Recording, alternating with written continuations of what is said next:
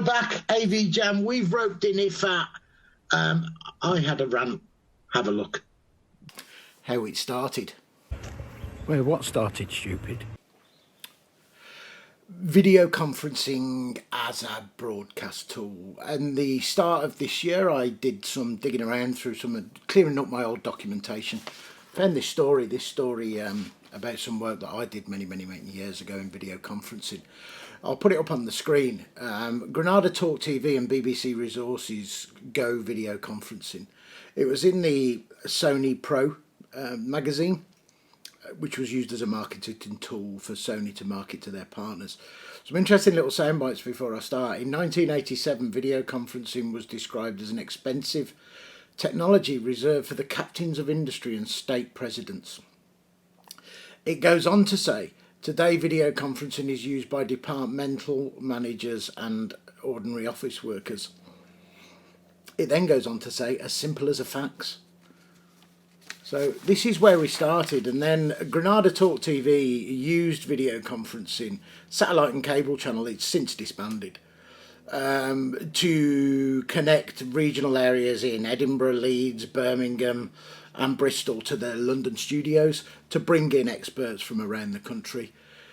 We started there. We were using this article very much talks about the technology of the codec, Sony Trinicon 5000, Sony Trinicon 3000, yes, we're that old. As a video conferencing tool, it was probably 384 kilobits per second. The quality was questionable, and it kind of failed because of that. No. Gone, they're out of the FA Cup to their fiercest rivals. What will this have done to the confidence inside the club? This must have shaken him up a little bit. I mean, Klopp, he's one of those managers that I like because what he brought to football was slightly, Okay, your main presenter, whatever microphone he's using, is thin, not enjoyable on the ear. Your Mario here, who cuts in afterwards when he's asked the question, it looks like he's using Apple AirPods. It does sound a lot better. That is a step backwards. Watching that video, roll forward 20 years and using video conferencing because of the pandemic as a broadcast tool, we've been forced to do it. We have better compression, better software codecs, and all round better tools available at our disposal. The clip we've just watched though, I think the industry is failing, hence the step backwards comment. The industry is failing itself by using cheap devices. If we've been locked down for a year, that main broadcaster, can they not send something to his house that gives him better pickup and a more broadcast type technology?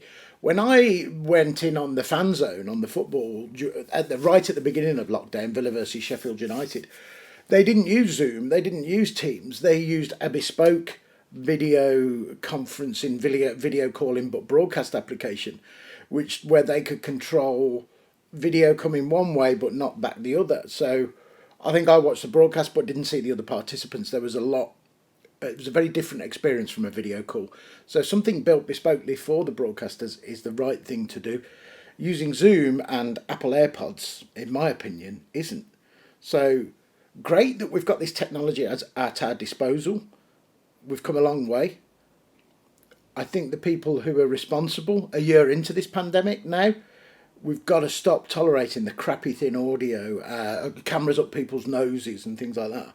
If they're running a show, the football show, on a daily basis, give him the tools. It's okay that he's at home. Give him the tools. That's it. Kev, any thoughts? I'm with you. It does my head in. Do you want to know the one thing, though, that does mine up more is this is broadcast, it's TV, it's meant to be the best of what it can be. That's the whole point of broadcast. Yet it always seems that they've got the broadcast camera, they've got the people in the studio, and everyone's wired up and everyone's great. But then it feels like they've got everyone at home on almost like a different call that's a little bit behind, or they've got a weird satellite link to them or whatever, and everything's delayed as well. So not only is the quality crap, you sat there waiting for 10 seconds for the person at home then to start talking again. Surely we're well past that. Surely they could have just done like what Neil does. I need a retweet now, Neil, by the way. But like Neil does with his weekly news, and he does OBS and he gets it all in, and it looks seamless. Even when he's got people across the globe normally in the States dialing in, it still looks seamless. But broadcast just still has that almost like satellite link delay that we had in the 80s, and it just winds me up. I don't get it. At the beginning of lockdown, right, I understood them all with their headphones that come in your iPhone box, dangling down and the camera up the nose. We've been locked down for a year now. Right, couldn't they have not shipped some proper bit? Or is it just me? We live in an AV world where the people's podcasts and the people you video conference with, especially our American friends, there's a microphone in the shot like there, isn't there? Like a professional microphone. And they've got... Chris Netto, we'll have a retweet from you as well, sir. Like his lighting setup. That guy's obsessing with his lighting setup. The trouble that AV people are going into to make sure their home setup looks brilliant. Yeah, on Sky, that video that I just showed, he's there with his Apple. It sounds thin, horrible. Camera's looking up people's noses. Is it just me, Amy? Does it bother you? Because you're a bit outside of it. See, I think when you say that it's good enough at the start of lockdown that they had their Apple earphones, I don't think it is, because we've got Amazon these days. You can get next day delivery. You could order a headset, a conference phone off Amazon for the next day. If you knew you were going to be on Sky Sports at the weekend, buy a video call, buy yourself something better than your crappy Apple headphones that came free with your iPhone. You know what I mean? But that's the cameras, the angles. And then the things behind them as well on the shelves. Oh, we talked about that, Amy. That sex toys on the shelf is not an accident, right?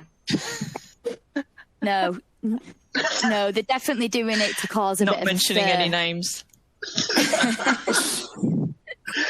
When that woman went on the BBC and left behind it, right? That's not an accident, right? No, and I've seen political messages as well. I saw an interview with a teacher, and they had the periodic table behind them, and they'd rearranged some of the elements so it spelled out Boris is a twat. And obviously, I think the person interviewing hadn't actually clocked on. So there's this 10-minute long interview, and it just says Boris is a twat right behind them there in the periodic table. I might set that as a task for the kids. Which elements would spell out Boris is a twat?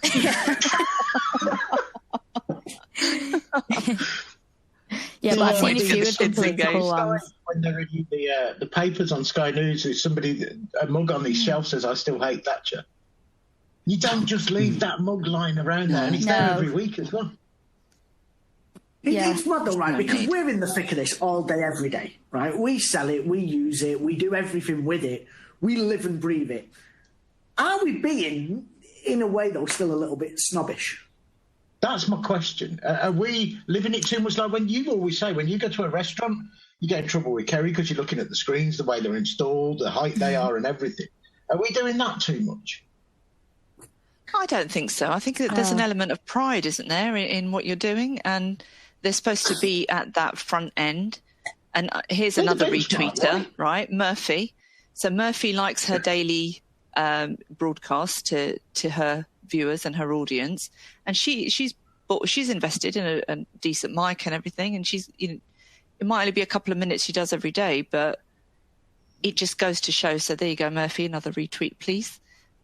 But if you are committed to, Teams calls, fine. It's internal. You can get away with stuff. But if you are broadcasting to people and you don't know who your audience is, you want it to be the best quality possible, I would have thought. I mean, classic yesterday. In previous AV jams, we took a right hammering over audio, haven't we? Like roll back a year or more, Kev. It's like Sky gets away with it. We got a right arse kicking for ropey audio on Project Deadpool. Yeah.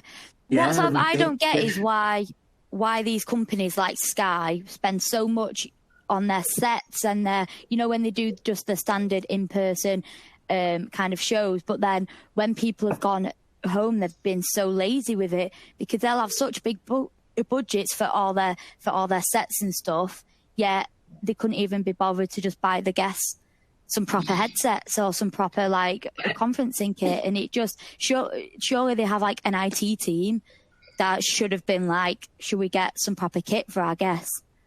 So yesterday, right, you know, I feel really bad. Johnny Mike Baldwin passed away from Corrie. And they were interviewing somebody, and I can't remember his name either, right? Because I stopped watching Corrie a long time ago, only because I'm really busy at work, no other reason. And love Corrie, to all the Corrie fans. And he couldn't hear a word. So they're talking about something that's really emotional, and he's coming right up to his camera with his ear. Say it again. Sorry, say it again. And it just killed. You're actually celebrating somebody who's passed on, and it was such a fragile moment there. And he's like, killed it for me. So I just started laughing. See, and that's the bit for me. And I know it was loaded in a way that said, "Are we being snobs about it?" But there's an element of that is right. Even when, as you said, internally, when you're on Teams calls internally, there's a point now, because everyone is so remote, you've now got to have them important meetings remote. You've still got to be able to be on that video call. Someone can see you, someone can hear you in the best possible way that you can make the right decisions and people understand and you can articulate exactly what it is. Imagine if we're sat at home and we're doing whatever it is, a deal, or talking to a customer, we're making a big decision internally, and that one key word is missing. Even that one key word is missing and nobody has a clue what's going on. Yeah. There's got to be an element now that, yes, if I'm talking to the mother-in-law and I'm on Zoom and she misses a call, who cares? But then when you're doing a broadcast that people need to know, when you're doing, as you said, that interview that someone's passed away, whether you're having them proper, important meetings internally, you've got to step your game up. You've got to be as close to face as possible. And I think... Because they failed to do it after all this time. You know, if things normalise and people feel safer because of the vaccines and stuff, do you think the studios will go back to having their guests in real life and they'll kill this remote dialing guests in? Yeah, I think that's why they've probably not actually spent anything on getting them the kit, because they've probably got in their head that as soon as they can, they'll have the guests back in. So sort of that's why they've probably gone with the good enough. I could have bought them at least 3 headsets. Yeah. I just think they didn't think it was going to go on for this long. No. So they kept, I think that whole thing of like, yeah, exactly, right. So if they'd known it was going to be a year's worth or more, maybe they would have made that investment. But regardless, right, even if it had been once. Who's the person in charge at broadcast on that backdrop? Coming back to the backdrops, who's in charge of that? Because there's been so many errors. I just guess there's just probably no one in charge of it. And that's probably the issue, the fact that there's no one in charge of it, because they've never had to do it before. So they've never had someone who's had to do that. The funny thing is, right, so a few years ago, we were filmed for, it was actually for This Morning, for ITV. And we had the camera crews. They were with our family for a week. And we were categorically told the first day when they came round, I had to change the kids' clothes so that there was no advertising, even on ITV. So no branded clothing, and we had to sign all sorts of documents and whatever. So throughout that week when they were filming the children and filming me, we had to make sure we were wearing clothes that were completely plain and that there was no product placement. So I don't get that, right? I don't get why they wouldn't. If you know you're going to then connect to somebody in their home, why you wouldn't have had those conversations, because we had it. And all right, the crew came to the house and then they were out with us. But like they surely do like a test call before, don't they? Yeah. You would assume. Yeah. So surely you'd have a look what was behind them, unless if these people have actually purposely added something in the background. Maybe they did it after the test call. Sneaked it in. Yeah, we're now going live and they can't cut the feed. Yeah. And then they get an absolute bollocking after it's gone off air. Yeah, hang on a minute, we're going live. Let me grab this 1 second.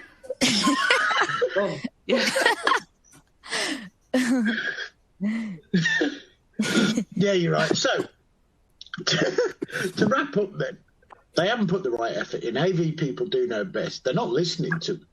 to us, or we're not getting through to them. There could be an opportunity there, everyone. But I think generally we feel, after all of this, they're not going to bring any guests in remotely because they just don't like it, do they? No. They're having, Boris is a twat, dildos on shelves, crappy audio, crappy video. It's just... They'll probably get more things going viral, right, with it, keeping people at home doing stupid stuff. So it's probably working in their favour. Because now I want to go and find the table. I want to go and find that the periodic table. The elements, yeah. Yeah. So I would like to know change the way we genuinely- work, but it won't change the way we broadcast it. That's what we think. Yeah. No, I'd still like to know moving forward how many other people outside of AV actually do give a crap, and whether it is just us that are so deep in it. That As none of Neil us would give a say, shit. put a message in the comments. As Neil, Neil always says that. We don't do that kind of proper YouTube stuff, do we?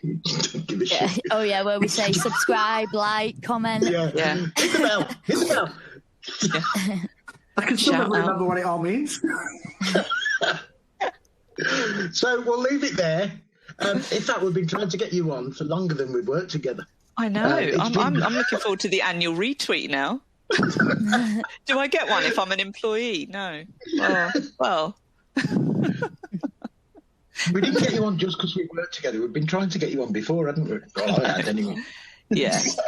We've been talking about it for long enough. We don't need to say, how do we get hold of you like all the others, because everyone knows who you are and where you are, don't they? Yep. You're Unfortunately. If you happy hour don't, just and wait for everywhere. the carnage and follow that. That's it. And the tweet storms, and yeah. So we'll leave that there. We'll see you on the next one. Bye.